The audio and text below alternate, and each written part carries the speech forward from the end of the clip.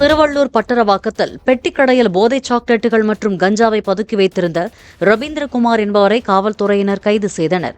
அவரிடமிருந்து 5 லட்சம் ரூபாய் மதிப்பிலான 10 கிலோ கஞ்சா மற்றும் 15 கிலோ போதை சாக்லேட்டுகள் பறிமுதல் செய்யப்பட்டன. ஒடிஷாவிலிருந்து ரயில் மூலமாக போதைப் பொருட்களை எடுத்து வந்த ரவீந்திரகுமார் புத்தாண்டு சமயத்தில் விற்க திட்டமிட்டிருந்ததாக காவல்துறையினர் தெரிவித்தனர்.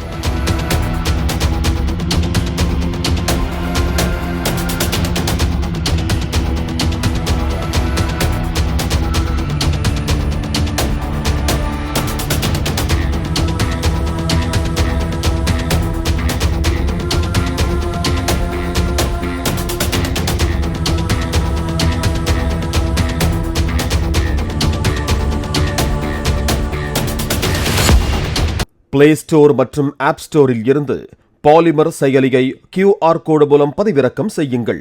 செய்திகளை உடனுக்குடன் பெறுங்கள்.